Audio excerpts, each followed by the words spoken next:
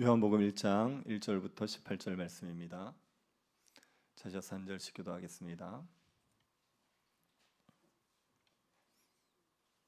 요한복음 1장 1절부터 18절 말씀 찾아서 한 절씩 기도하겠습니다.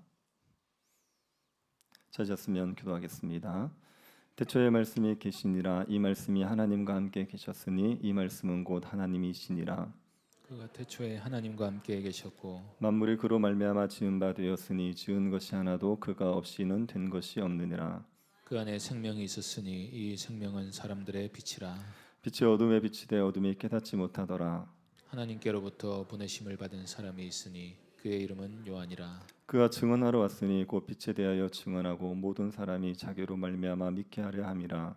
그는 이 빛이 아니요 이 빛에 대하여 증언하러 온 자라. 참비고 세상에 와서 각 사람에게 비추는 빛이 있었나니 그가 세상에 계셨으며 세상은 그로 말미암아 지은 바 되었으되 세상이 그를 알지 못하였고 자기 땅에 오매 자기 백성이 영접하지 아니하였으나 영접하는 자 곧 그 이름을 믿는 자들에게는 하나님의 자녀가 되는 권세를 주셨으니 이는 혈통으로나 육정으로나 사람의 뜻으로 나지 아니하고 오직 하나님께로부터 난 자들이니라.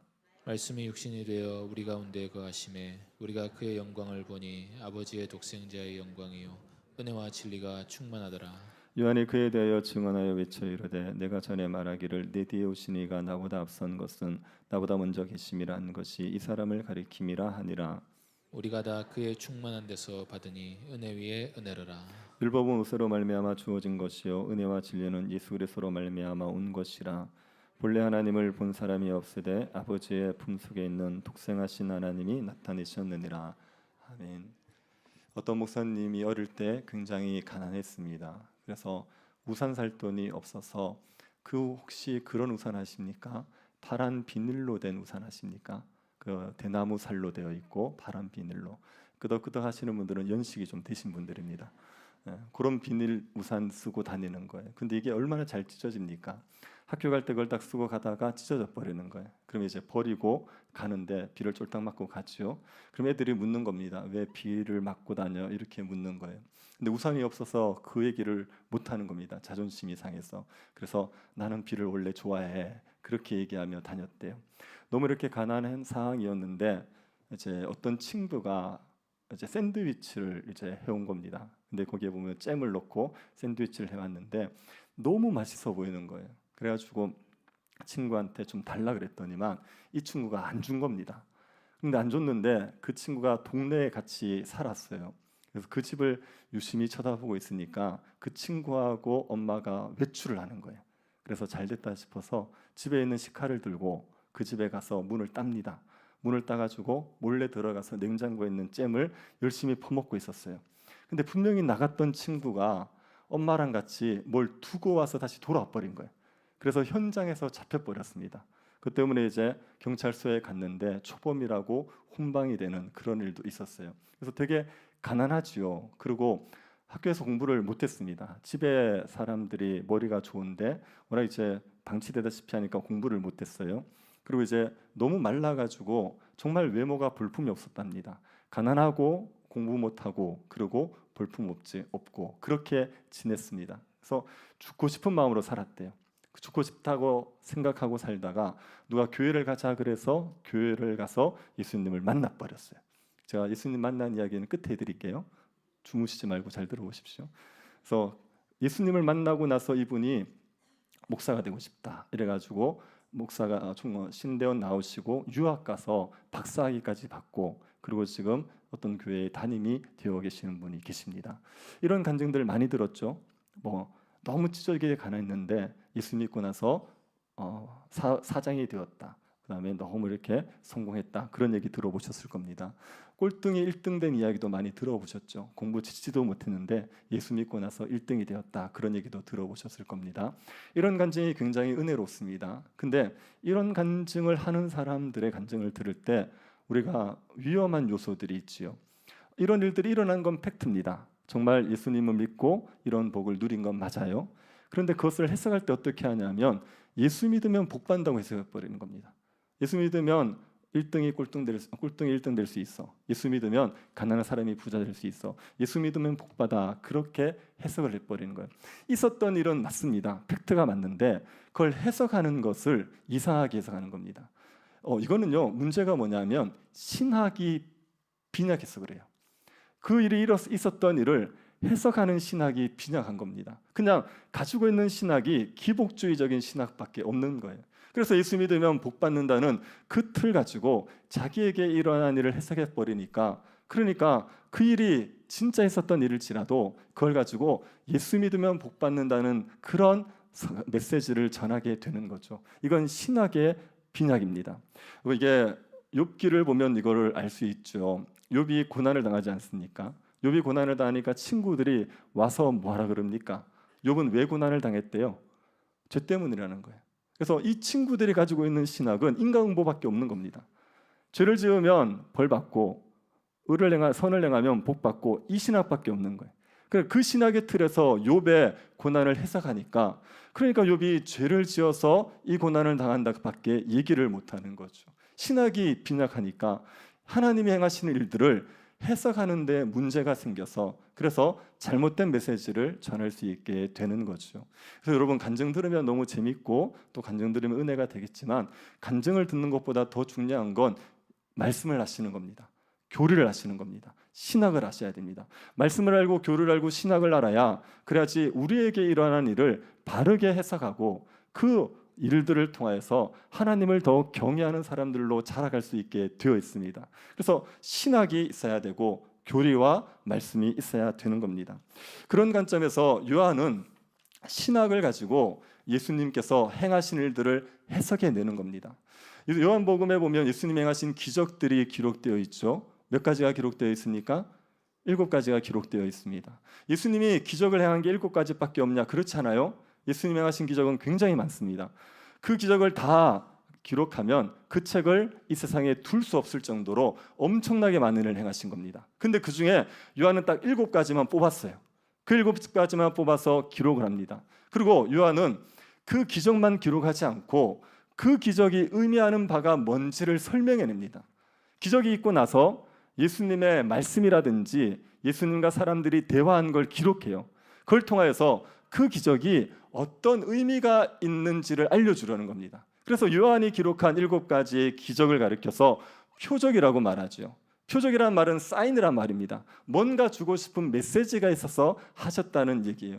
그래서 그 7가지의 기적을 가지고 예수님에 대해서 주고 싶은 메시지를 기록한 겁니다. 요한이 예수님의 기적을 해석할 때 요한이 가진 신학은 뭐냐 하면 예수님이 하나님이라는 신학입니다. 그것을 요한이 1장 1절부터 밝히고 있습니다. 1장 1절 보십시오. 태초에 말씀이 계시니라. 이 말씀이 하나님과 함께 계셨으니 이 말씀은 곧 하나님이시니라. 예수님이 태초부터 계셨죠. 예수님이 태초부터 계셨다는 이야기는 예수님이 곧 하나님이다. 하나님과 함께 계셨던 하나님이라고 얘기하는 겁니다. 예수님이 하나님이기 때문에 그분이 창조주입니다. 3절입니다. 만물이 그로 말미암아 지은 바 되었으니 지은 것이 하나도 그가 없이는 된 것이 없느니라. 이 땅에 지어진 것 중에 단 하나도 예수님이 없이 지어진 건 없죠. 여러분, 그 예쁜 강아지는 누가 만드셨습니까? 예수님이 만드셨습니다. 참고로 저 개 싫어합니다. 네, 예전엔 좋아했는데 지금은 싫어합니다. 보신탕을 싫어한다는 얘기입니다. 개를 싫어하는 게 아니라 보신탕을 싫어하는 얘기입니다. 네, 노선을 바꿨어요. 네, 그리고 꽃은 누가 만들었습니까? 네, 저 새는 누가 만들었죠? 예수님요. 자꾸 이렇게 딴소리 하십니까? 다시요. 저 돌멩이는 누가 만들었습니까? 네, 예수님 만드신 거예요. 만물이 다 그로 말미암아 지은 바 된 겁니다. 자, 예수님이 생명의 빛이기도 합니다. 4절 보십시오. 그 안에 생명이 있었으니 이 생명은 사람들의 빛이라. 예수님께서 생명의 빛이에요. 그래서 예수님이 생명을 주시는 분입니다. 예수님의 빛이 비치면 누구든지 생명을 얻게 되는 분이죠. 예수님은 하나님이시고 그분은 창조주시고 그분은 생명의 빛이다. 이게 요한이 가지고 있는 신학이에요. 그 신학을 가지고 7가지의 표적을 해석하는 겁니다. 그래서 이 7가지의 표적은 예수님께서 어떤 분인지를 드러내기 위한 것이라고 요한이 해석해내는 거죠. 이 표적을 통하여서 사람들이 반드시 알아야 될 게 뭐냐? 예수님이 하나님이시다. 예수님이 하나님의 아들이다, 이걸 알아야 된다는 겁니다. 그걸 보여주기 위한 거라고 말하는 겁니다. 그래서 하나씩 기적을 설명하면서 그것의 의미를 그 강론이나 뒤의 사건을 통해서 말합니다. 한번 보지요. 첫 번째 표적은 가나 혼인 잔치에서 물이 포도주가 되는 거지요. 이 가나 혼인 잔치는 예수님의 친척의 결혼식이에요. 그래서 마리아가 주방의 사정을 아는 겁니다. 거기에 갔는데 같이 한참 잔치 중에 포도주가 떨어져 버렸습니다. 이스라엘 잔치에서는 반드시 포도주가 있어야 됩니다. 우리나라 결혼식에는 반드시 뭐가 있어야 되죠? 국수가 있어야 되죠. 그래서 국수 안 해주면 사람들이 섭섭해합니다. 그래서 국수가 있어야 되는 것처럼 이스라엘 잔치에서는 포도주가 있어야 되는 거예요. 포도주가 만약에 떨어졌다, 포도주에 문제가 생겼다, 잔치를 망칩니다. 이 잔치를 망치는 문제는 굉장한 문제를 발생할 수 있어요. 이 신랑과 신부 사이에서 법적인 다툼까지 갈 수 있습니다. 이게 심각한 문제예요. 그래서 마리아가 그것을 알고 예수님에게 도움을 구하지요. 예수님께서 안 들어줄 것처럼 얘기하시는 것 같은데 때가 되지 않았다고 얘기할 때 요한복음에서 때는 다 십자가 질 때예요. 그래서 주님이 십자가를 지고 사람들에게 참된 잔치를 베풀어 줄 그때가 아직 되지 않았다는 의미지 안 해주시겠다는 얘기는 아닙니다. 그래서 마리아가 무엇을 시키든지 순종하라 그래서 하인들에게 예수님이 물을 떠다가 도랑에 채우라, 떠다 주라 그랬더니 물이 포도주가 됐습니다. 자, 물이 포도주가 되었던 이 기적은 예수님께서 어떤 분인지를 보여주는 겁니다. 예수님은 어떤 분이십니까? 예수님은 잔치의 기쁨을 잃어버린 사람들에게 잔치의 기쁨을 회복시켜 주러 오신 하나님의 아들이신 거예요. 예수님은 하나님의 아들이시기 때문에 물을 얼마든지 포도주로 만드실 수 있죠. 그런데 이 일은 잔치의 흥이 깨어져서 기쁨을 상실한 사람들, 그런 사람들에게 다시 기쁨을 누리게 하기 위해서 오신 하나님의 아들이라는 것을 보여주는 겁니다. 이 예수님이 어떻게 해서 잔치의 기쁨을 회복시켜 주냐면 하나님과의 깨어진 관계를 회복시켜서 잔치의 기쁨을 누리게 해주는 겁니다. 사람들이 기쁨을 잃어버린 건 다른 데 있지 않습니다. 사람들이 기쁨을 잃어버린 건 하나님과의 관계가 깨져서 그래요. 에덴 동산에서 하나님과 교제하고 살던 사람들이 하나님과의 관계가 단절되어 버렸단 말입니다. 범죄함으로 말미암아 하나님 관계가 단절되었죠. 그것 때문에 사람들이 기쁨을 잃어버리는 거예요. 그 사람들이 다시 예수 그리스도로 말미암아 하나님과 교제하면서 하나님과 함께하면서 기쁨을 누리기 위해서 오신 분이라는 것을 예수님께서 보여주는 겁니다. 이 하나님과의 깨어진 관계는요, 예수 그리스도로만 회복이 되지 다른 걸로는 회복이 안 됩니다. 그래서 가나 혼인 잔치의 사건이 있고 나서 예수님이 성전을 정결케 하는 사건이 있죠. 성전에 있는 장사치를 쫓아내는, 이건요 성전의 폐지를 선언하는 겁니다. 더 이상 성전을 통해서 하나님을 만나는 시대가 아니다. 이제는 나를 통해서 하나님을 만나는 시대가 왔다고 얘기하는 거예요. 그래서 예수님께서 성전을 막 이렇게 장사치를 몰아내자 유대인들이 무슨 권세로 이런 일을 하느냐, 이런 일을 할 권세가 우리에게 있다는 표적은 뭐냐 이렇게 묻습니다. 그때 예수님이 성전을 헐어버려라, 그러면 내가 3일 만에 다시 일으키겠다고 했습니다. 유대인들이 46년간 지은 성전인데 네가 무슨 제도로 3일 만에 일으키냐 이렇게 얘기하지요. 그때 예수님께서 성전이 어떤 건지 의미를 설명합니다. 한번 보십시오. 2장 21절 22절. 그러나 예수는 성전된 자기 육체를 가리켜 말씀하신 것이라. 죽은 자 가운데 살아나신 후에야 제 아들이 이 말씀하신 것을 기억하고 성경과 예수께서 하신 말씀을 믿었더라. 예수님이 성전을 헐어라, 3일 만에 다시 세우겠다 할 때 말하는 성전은 눈에 보이는 건물이 아니라 예수님 자신인 겁니다. 그래서 예수님이 자신이 3일 만에 다시 살아날 것을 말씀하신 거예요. 이제는 성전을 통하여서 하나님과 만나는 시대가 아니라 예수 그리스도가 성전이시고 그 예수님으로 말미암아 하나님을 만나는 시대가 되는 거죠. 그러니 성전을 통해서 깨어졌던 하나님과의 관계가 회복되지 않고 그리스도로 말미암아 하나님과의 관계가 회복되어진다는 걸 보여주는 겁니다. 여기에 누구도 예외 없습니다. 3장에 보면 니고데모 이야기가 나와요. 니고데모는 유대인의 관원이죠. 사내들인 공의원이란 말입니다. 유대 교회에서 정점에 있는 사람이에요. 4장에 보면 누가 나오냐면 사마리아 여인 나옵니다. 사마리아 여인은 남편이 5이었던 굉장히 방탕한 여자고 사마리아 여인 아닙니까? 유대인들의 관점에 보면 바닥에 있는 사람이에요. 유대인의 정점에 있다고 얘기하는 니고데모, 그 다음에 유대인의 관점에서 보면 바닥에 있다고 하는 사마리아 그 여인, 둘 다 모두 하나님의 나라에 들어가려면 예수 그리스도를 믿어야 되는 거예요. 예수 그리스도가 아니고서는 이 하나님 나라의 잔치하는 복을 누릴 수가 없게 되는 겁니다. 그래서 이 물을 포도주로 만드신 사건은 예수님께서 잔치의 기쁨을 잃어버린 그 사람들에게 잔치의 기쁨을 회복시켜 주시러 오신 분이다, 이걸 보여주는 겁니다. 두 번째로 예수님께서 하신 표적은 왕의 신하의 아들을 고친 사건입니다.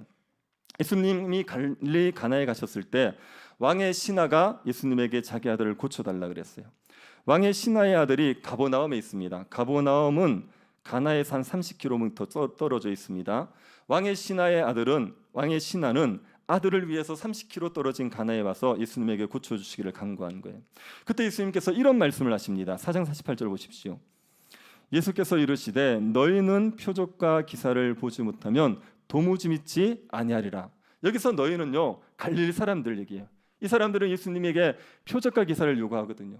그래서 너희들은 표적과 기사를 보지 않으면 도무지 믿지 못하는구나, 그들을 책망하는 겁니다. 그리고 왕의 신하에게도 말하는 겁니다. 너도 이 사람들처럼 표적을 봐야 믿겠느냐, 그렇게 얘기하는 겁니다. 그 왕의 신하에게 예수님께서 말씀하시죠. 내 아들이 살았다. 그 말을 듣고 신하는 갑니다. 어떤 표적도 못 봤는데 그냥 예수님이 내 아들이 살았다라고 얘기하니까 그 말씀만 믿고 갔어요. 갔더니 정말 아들이 살았죠. 아들이 살았던 때가 언제입니까? 예수님이 네 아들이 살았다고 말할 때, 그때 아들의 병이 낫고 살은 거예요. 이 왕의 신하는 예수님 말씀만 믿었죠. 예수님 말씀만 믿었더니 그 아이가 살아났어요. 이거는요, 예수님은 하시는 말씀을 믿는 자들에게 생명을 주실 수 있는 하나님의 아들이라는 걸 보여주는 겁니다. 여러분, 기사와 표적을 못 봐도 괜찮아요. 말씀을 믿으면 예수 그리스도가 주시는 생명을 누리게 되어 있습니다. 말씀을 믿는 것으로 우리는 주님이 우리에게 주시는 은혜들을 풍성히 누리며 살아갈 수 있습니다. 예수 그리스도의 말씀을 믿으면 누구든지 생명을 얻을 수 있다. 예수님은 말씀을 믿는 자들에게 생명을 주실 수 있는 하나님의 아들이라는 것을 보여주는 겁니다. 그리고 세 번째 표적이 베데스다 연못에서 38년 된 병자를 고치신 사건입니다. 베데스다 연못은 전해저래 내려오는 전설이 있지요. 천사가 한번 내려와서 물을 동하게 되면, 그러면 누구든지 들어가는 사람은 병이 낫는다는 전설이 있는 겁니다. 이게 실제로 치유 능력이 있습니까? 그렇지 않습니다. 실제로는 치유 능력이 없습니다. 그냥 이제 전설이에요.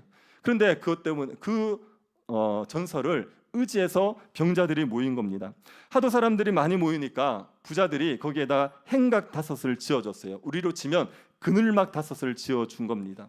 거기에 사람들이 빼곡히 모여 있으면서 천사가 물을 동할 때를 기다리는 겁니다. 그때 예수님께서 그 베데스다 연못에 가십니다. 이 날이 안식일이에요. 안식일 날 그 베데스다 연못에 가셨습니다. 그리고 38년 된 병자를 보고 예수님께서 그 38년 병자를 일어나라고 하시지요. 그랬더니 38년 된 병자가 병이 나아버리는 일이 일어났습니다.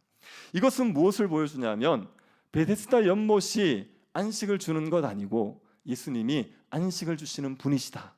예수님이 안식을 주시는 하나님의 아들이라는 것을 보여주는 겁니다. 베데스다 연못은 아무 치유 능력이 없어요. 근데 사람들이 거기에 미련을 버리지 못하고 거기에 모여가지고 서로 먼저 들어가겠다고 경쟁하고 있는 겁니다. 여러분, 베데스다 연못에 있는 사람들이 사이좋게 잘 지냈을 것 같습니까? 얼마나 살벌했겠어요. 저 사람이 들어가면 내가 못 들어가요. 내가 못 나요. 그러니까 다 경쟁자예요. 다들 힘들어 죽겠는데 다들 경쟁자로 서로를 의식하고 살아가고 있는 겁니다. 거기에는 어떤 친교도 어떤 사랑도 없어요. 정말 삭막하고 살벌한 곳이 베데스다 연못가예요. 거기에서 아무것도 안식을 주지 못하는 그 베데스다 연못을 쳐다보고 있는 사람들에게 예수님께서 가신 겁니다. 가서 그 38년 된 병자, 38년 동안 안식을 누리지 못하고 안식을 누릴 가능성이 전혀 없는 그 병자를 고치신 거예요. 그러면서 뭘 보여줍니까? 내가 안식을 주는 하나님의 아들이다. 이걸 보여주는 겁니다. 굳이 왜 예수님께서 안식일 날 병을 고치십니까? 이게요, 안식을 주시는 분이라는 걸 명확하게 보여주기 위해서 안식일 날 병을 고쳐주시는 겁니다. 여러분, 안식일 날 하나님이 일을 하십니까? 안 하십니까? 하나님이 일을 안 하시면 우리는 공중분해됩니다.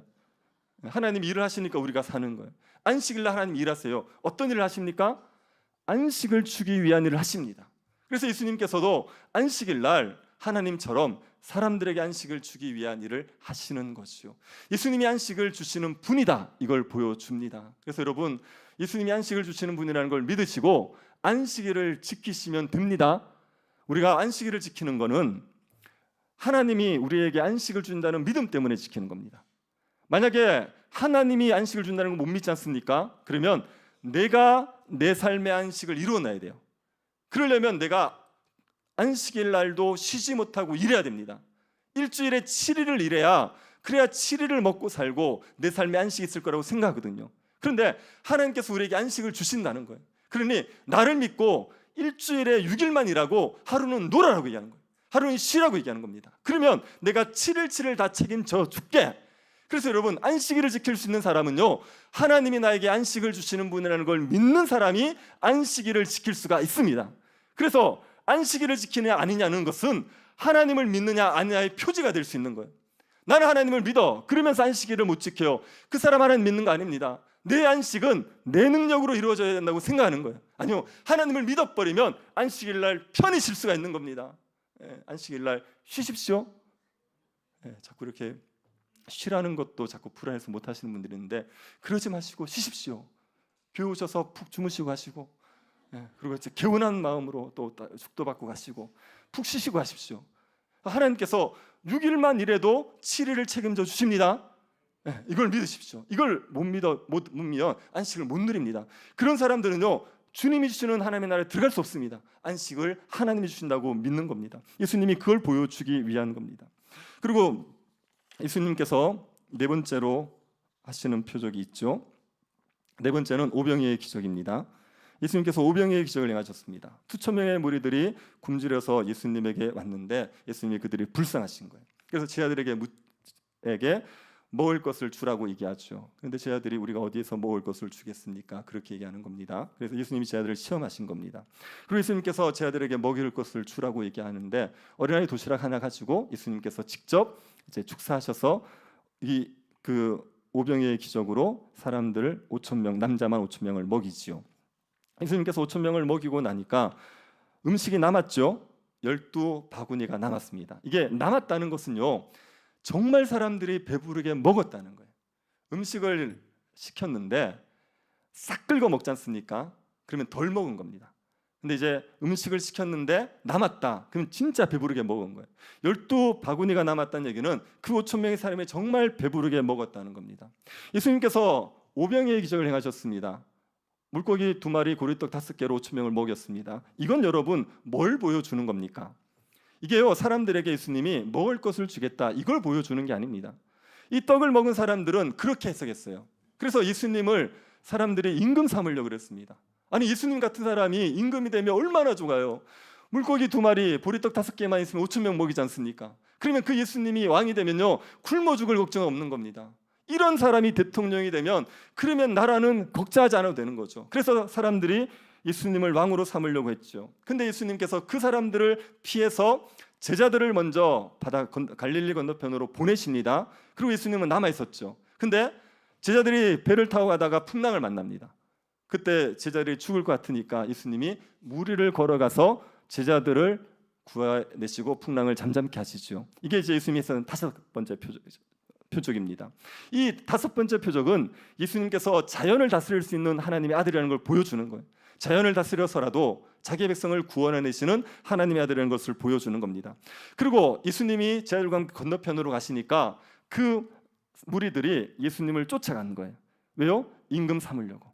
임금 삼기 위해서 그 먼 거리를 쫓아가서 예수님에게 왕이 되어달라고 말하는 거죠. 예수님이 그들의 요구를 딱 거절하십니다. 그리고 이렇게 얘기하십니다. 너희들이 나를 찾은 것은 표적을 본 까닭이 아니라 먹고 배부른 까닭이다. 예수님께서 오병이의 기적을 행하셨는데 이거는 표적이에요. 이거는 보여주고 싶은 메시지가 있는 겁니다. 근데 사람들이 그걸 본 건 아닙니다. 사람들이 뭘 했냐? 그냥 오병이의 기적으로 먹고 배가 불렀어요. 예수님이 떡을 주니까 그 떡이 너무 좋아가지고 예수님을 쫓아온 거지 표적을 본 게 아닌 거예요. 그래서 예수님께서 그 무리들에게 이렇게 얘기하십니다. 6장 27절 우리가 한번 읽어봅시다. 6장 27절 썩을 양식을 위하여 인자가 너희에게 주리니 인자는 아버지 하나님께서 인치신 자니라. 자, 썩을 양식 뭐지요? 예수님이 썩을 양식으로 위해서 일하지 말라고 말할 때 이 썩을 양식은 뭡니까? 떡입니다. 떡. 그러면 영생하도록 있는 양식을 위해서 하라. 영생하도록 있는 양식은 뭡니까? 이건 예수님이에요. 그래서 썩을 양식을 위해서 나를 쫓아오지 마라. 영생하도록 얻는 양식을 얻고 싶어서 나를 쫓아와라. 그 얘기를 하는 겁니다.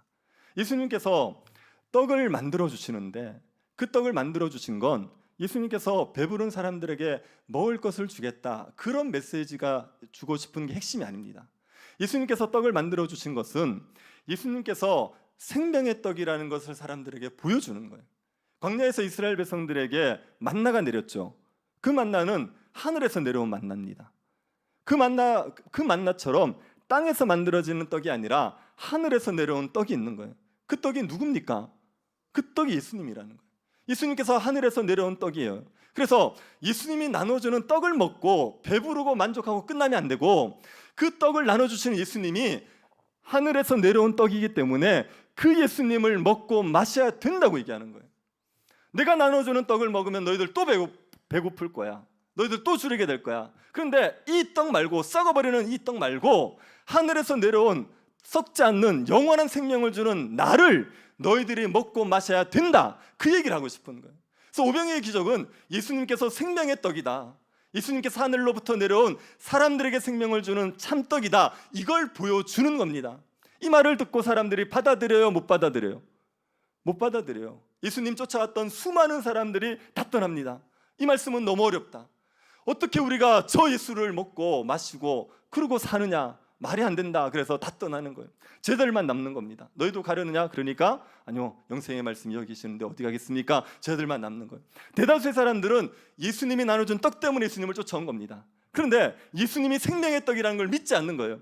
예수님이 오병이의 기적을 한 것은 예수님이 생명의 떡이야, 그래서 예수님을 먹고 예수님을 마시면 그러면 영생을 얻어, 이걸 가르쳐주기 위한 겁니다. 그리고 예수님이 행한 여섯 번째 표적이 맹인을 고치시는 표적이죠. 날 때부터 맹인된 사람이 있었습니다. 이 사람은 누구의 죄 때문에 맹인이 되었습니까? 부모의 죄입니까? 이 사람의 죄 때문입니까? 누구의 죄도 아닙니다. 그래서 여러분, 장애를 가지고 태어나는 건 누구의 죄도 아닙니다. 왜 장애를 가지고 태어나죠?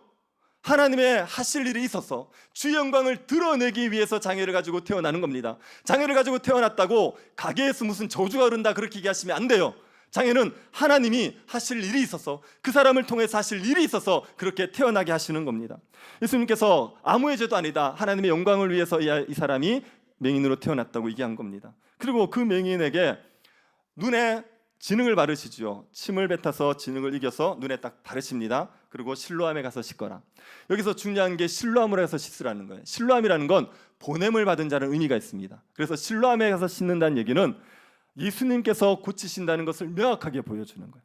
그래서 하나님의 보냄받은 자이신 예수님으로 말미암아 이 눈이 뜨여진다는 것을 보여주기 위해서 실로암에 가서 씻으라고 얘기한 겁니다. 이 사람을 눈을 뜨게 했는데 그날이 안식일입니다. 이것 때문에 논쟁이 붙었어요. 어떤 사람들은 예수님이 안식일을 범하기 때문에 하나님께서 보내신 자가 아니라는 겁니다. 어떤 사람들은 창세로부터 눈을 뜨게 한 사람이 누가 있었냐, 예수님이 눈을 뜨게 했는데 어떻게 하나님이 보내신 자가 아니냐, 이 논쟁이 붙어버린 겁니다. 그것 때문에 예수님께서 설왕설령 하시다가 예수님께서 왜 안식일날 눈을 뜨게 하셨는지를 설명하는 거예요. 안식일날 눈을 뜨게 하신 이유는 뭡니까? 이거는요, 보는 자들은 보지 못하게 하고 보지 못하는 자들은 보게 하기 위해서입니다. 예수님께서 맹인들은 더 맹인되게 만들고, 그 다음에 보지 못한다고 인정하는 사람들은 눈을 뜨게 하기 위해서 오신 분이라는 걸 보여줘요. 여러분, 영적으로 말하는 맹인은 누구지요? 영적으로 말하는 맹인은 예수님을 하나님의 아들로 못 보는 사람이 맹인입니다. 그런 사람들의 눈을 뜨게 하기 위해서 예수님께서 오신 분인 거예요. 그래서 예수님이 맹인의 눈을 뜨게 하신 것은 영적으로 눈먼 자들, 예수 그리스도를 보지 못하는 자들, 믿지 못하는 자들, 그들의 눈을 뜨게 하기 위해서 오신 하나님의 아들이라는 것을 보여주는 겁니다. 그리고 마지막 일곱 번째 표적이 죽은 나사로를 살리신 것 아닙니까? 이 표적은 의미가 명확하죠. 예수님이 죽은 자를 살리시고 예수님이 생명을 주시고 부활을 주시는 하나님의 아들이라는 것을 명확하게 보여주는 거예요.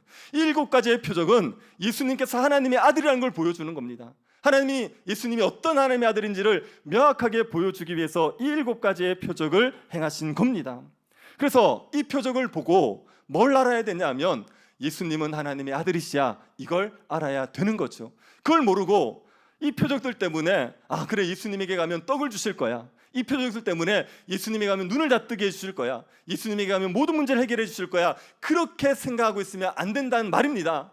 이 표적들을 통해서 예수님이 행하시는 복을 기대하는 게 아니라 예수 그리스도가 어떤 분인지 알고 그분을 믿고 그분을 알라고 이런 표적을 행하게 되는 겁니다.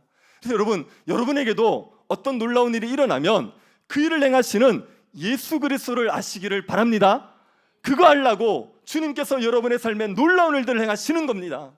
우리가 해결할 수 없었던 문제가 해결되어지고 그리스도의 이름으로 말미암아 기사와 표적이 일어나는 건 예수님이 하나님의 아들이야, 그 하나님의 아들이심을 믿어, 이걸 깨닫게 하기 위해서 이런 표적들을 행하게 해주시는 거지요. 그 표적들을 통해서 예수님이 하나님의 아들이심을 믿어야 되는 겁니다. 이게 중요합니다. 왜요? 하나님의 아들을 믿으면 무엇을 얻습니까? 생명을 얻습니다. 20장 31절을 보십시오. 오직 이것을 기록함은 너희로 예수께서 하나님의 아들 그리스도이심을 믿게 하려 하며 또 너희로 믿고 그 이름을 힘입어 생명을 얻게 하려 함이니라. 왜 이것을 기록했다고요? 하나님의 아들이신 걸 믿게 하고 그 하나님의 아들이심을 믿음으로 생명을 얻게 하기 위해서 기록했다고 얘기하는 겁니다. 예수님이 하나님의 아들인 걸 믿으면 우리에게 생명이 주어집니다. 우리에게 영생이 주어집니다. 여러분, 영생이라는 건 무엇입니까? 요한복음 17장 3절입니다. 영생은 곧 유일하신 참 하나님과 그가 보내신 자 예수 그리스도를 아는 것이니라. 영생은 뭐지요? 하나님과 예수 그리스도를 아는 겁니다. 여기 안다는 게 지식으로 아는 거 아니라 그랬죠? 이거는 교제해서 아는 거예요. 만나봐서 아는 겁니다. 함께 살아봐서 아는 겁니다. 그걸 안다고 얘기하는 거예요. 영생은 하나님과 예수 그리스도와 교제하여서 알게 되는 것, 그런 삶이 영생인 겁니다. 단지 영원히 사는 게 영생이 아니라, 영원히 사는 거면 불신자도 영원히 살아요. 하나님과 교제하면서 사는 게 영생을 살아가는 겁니다. 그래서 영생은 예수를 믿는 순간 누려지는 거예요. 우리가 죽으면 영원히 영생을 누리고요, 우리가 예수 다시 오시면 몸과 영혼이 합쳐져서 영생을 누리는 겁니다. 영생은 하나님과 예수 그리스도와 교제하면서 살아가는 삶이 영생입니다. 누가 이런 영생을 누립니까? 예수를 하나님의 아들로 믿는 사람이 이런 영생을 누리게 되는 거죠. 여러분, 이 영생을 누리게 하기 위해서 예수님께서 이 땅에 오셨고 그 수많은 이적을 통하여서 예수님이 하나님의 아들이라는 것을 드러내시게 된 겁니다. 여러분, 예수님이 하나님의 아들이신 걸 믿으십시오. 그걸 믿고 영생을 누리며 살아가십시오. 우리가 죄 때문에 하나님과의 관계가 깨어졌잖아요. 그런데 예수 그리스도가 우리를 대신해서 십자가에서 죽으시고 우리로 하여금 하나님과의 교제를 회복시켜 준 겁니다. 하나님과 단절되어 살아가던 우리들이 하나님과 교제하며 살아갈 수 있도록 만들어 주신 겁니다. 예수 그리스도가 우리에게 영생을 주신 거예요. 그래서 이 영생을 누리면서 살아가십시오. 하나님과 교제하는, 기도하고 예배하고 말씀 보고 하나님이 함께하는 삶을, 그 삶을 누리면서 살아가십시오. 그 영생의 복을 여러분이 풍성히 누리고 살라고 예수 그리스도께서 이 땅에 인간의 몸을 입고 오셨던 겁니다. 그래서 그 예수님을 믿으심으로 영생의 복을 누리며 살아가십시오. 근심하지 마십시오. 주님 여러분과 함께 하십니다. 염려하지 마십시오. 주님께서 여러분에게 고아처럼 내버려 두지 않으시고 여러분의 삶을 책임져 주시게 되어 있습니다. 그래서 그 주님과 함께 동의하는 기쁨을 누리며 살아가시기를 바랍니다. 우리가 예수 그리스도가 하나님의 아들이라는 걸 믿잖아요. 그리고 영생을 얻었습니다. 그러면 그 사람들은 어떻게 살까요? 아니, 어떻게 살아야 될까요? 요한복음 15장 12절 보십시오. 같이 읽어보겠습니다. 요한복음 15장 12절 같이 읽겠습니다. 내 계명은 곧 내가 너희를 사랑한 것 같이 너희도 서로 사랑하라 하는 이것이니라. 우리가 영생의 복을 누렸습니다. 우리는 뭐하고 살아야 됩니까? 서로 사랑하면서 살아야 됩니다. 그래서 예수님께서 이걸 보여주기 위해서 예수님께서 제자들의 발을 씻기셨죠. 요한복음 13장에서 제자들의 발을 씻기시면서 내가 너희들의 발을 씻긴 것처럼 너희도 서로 발을 씻어줘라. 너희도 서로 사랑하라고 얘기했습니다. 주님께서 우리에게 영생의 복을 주신 걸 아는 사람, 그래서 주님과 함께 동행하고 사는 사람들이 서로 사랑하는 삶을 살아낼 수가 있습니다. 서로 사랑하는 삶은요, 그 하나님과의 깨어진 단절된 교제가 회복되지 않은 사람은 절대로 할 수 없어요. 사랑하라 그러는데 자기가 사랑을 받아야 되는데 어떻게 사랑을 합니까? 지금 내 삶이 괴로워요. 내가 사랑을 받아야 돼요. 내가 내 삶을 채워야 돼요. 그런데 어떻게 다른 사람을 돌아볼 수 있습니까? 하나님과의 관계가 회복되어져야지 하나님의 사랑으로 말미암아 나의 목마름과 나의 갈급함이 채워지게 되어 있습니다. 하나님과 깨어졌던 교제가 회복되어지고 나면 하나님이 나를 사랑하신다는 그 사실 때문에 내가 다시는 줄이지도 않고 목마르지 않은 삶을 살아갈 수 있게 되는 거예요. 그래서 내 삶이 하나님의 사랑으로 채워지니까 다른 사람을 사랑할 수 있는 동력이 생기고 다른 사람을 사랑할 수 있는 힘이 생기게 되는 겁니다. 제가 서두에 말씀드렸던 그 목사님 있지 않습니까? 이 목사님이 가난, 공부 못함, 못생김 이것 때문에 굉장히 죽고 싶은 마음으로 살았다 그랬지 않습니까? 이분이 이제 어떤 친구가 교회를 가자 그래요. 교회 가면 먹을 거 있다 그래서 교회를 가자 그래요. 그래서 교회를 따라갔습니다. 갔더니 교회 좀 다니다 수련회를 갔어요. 수련회 갔는데 앞에 전도사님이라는 분이 나오셔서 하나님이 너희를 사랑하신다는 거예요. 근데 그 말을 듣는데 반감이 막 일어나더랍니다. 하나님이 나를 사랑한다고? 하나님은 분이 계시다는 것도 받아들여지지 않고 하나님이 나를 사랑한다는 것도 안 받아들여지는 거예요. 그래서 반감이 막 일어나서 약간 이렇게 마음이 불편한 상태에서 근데 기도회를 하는데 누가 와서 하나님께서 너희들을 기다리고 계신다 이렇게 얘기한다는 거예요. 근데 그 말을 듣는데 짜증이 확 나더래요. 하나님께서 나를 기다리신다고? 그런데 내가 이렇게 힘들어? 그런 마음이 막 드는 겁니다. 내가 뭘 그렇게 잘못했는데 내 삶은 이렇게 괴로워야 되냐 이런 생각이 드는 거예요. 그래서 속으로 막 아우성을 치고 있었대요. 근데 마음이 이상해지면서 문득 이런 생각이 들대요. 내가 이 땅에 우연히 생겨진 건 아닐 수 있겠다. 누가 나를 만들었을 수도 있겠다. 그렇다면 내가 나를 만든 분을 모르고 살아가는 것 그것도 죄가 아니겠느냐 그 생각이 들더래요. 그러면서 눈물이 나는 겁니다. 반감이 가득했고 짜증이 났었는데 그런데 내가 그 창조주를 모르고 살았던 것도 죄일 수 있겠다는 생각이 들면서 마음에서 눈에서 눈물이 나더래요. 그렇게 눈물이 나는데 그런데 마음속에 갑자기 하나님의 음성처럼 이런 세례가 들립니다. 내가 이 세상에 우연히 태어난 건 아니야. 내가 너를 만들었고 내 아들을 죽기까지 너를 사랑했다. 그리고 하나님께서 내가 너를 있는 모습 그대로 사랑해. 이 말을 딱 하시는 것처럼 마음에 들리더래요. 근데 그 말 중에 있는 모습 그대로 사랑한다는 게 너무 충격이었대요. 이 말을 그 누구에도 들어본 적이 없거든요. 부모에게도 듣지 못하였고 또 선생님이나 친구에도 못 들어봤어요. 그런데 내가 가난하고 공부 못하고 못생겼는데 그런데도 있는 모습 그대로 사랑한다는 얘기를 딱 듣는 순간에 너무너무 눈물이 나서 대성통곡하고 우는 겁니다.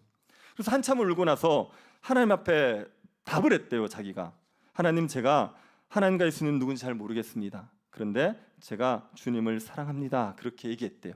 그런데 마음에 다시 들리는 소리가 네가 나를 사랑하는 것보다 내가 너를 더 사랑해. 그 말을 들리대요. 그 말이 듣고 나서 그 마음에 가시지고 엉얼해졌던 것들이 다 회복이 돼버렸습니다. 그리고 이제 마음이 바뀐 거예요. 삶은 하나도 안 바뀌었는데 마음이 바뀌었습니다. 여전히 공부 못한 아이고 가난한 아이고 못생긴 아이인데 그런데 마음에 충만함이 생긴 거예요. 그래서 그때부터 나도 불쌍한 사람을 돕고 싶어 이 마음이 생기더래요. 그래서 신학을 하게 되고 목사가 되었다는 거예요. 예수 그리스도를 만나서 하나님의 사랑을 확신하기 전까지 우리는 다른 사람을 사랑하면서 살아갈 수 없습니다. 하나님의 사랑이 우리 마음에 확신되어야지 그때 비로소 우리가 다른 사람을 사랑하는 삶을 살아갈 수가 있습니다. 예수 그리스도가 하나님의 아들이라는 걸 믿지 않습니까? 그분께서 나를 위해서 오신 하나님의 아들이라 이걸 믿으면 우리는 깨어졌던 하나님과의 관계가 회복되어집니다. 그래서 마음껏 하나님과 교제하면서 하나님의 사랑을 누리면서 살아갈 수 있게 되어 있습니다. 여러분, 이 영생의 복을 누리십시오. 하나님과 교제하는 이 복을 누리십시오. 그래서 하나님의 사랑을 날마다 확신하고 살아가시기를 바랍니다. 사랑을 받아야지 살아갈 수 있는 존재로 살지 마시고 하나님의 사랑을 받아서 충만한 존재로서 살아가십시오.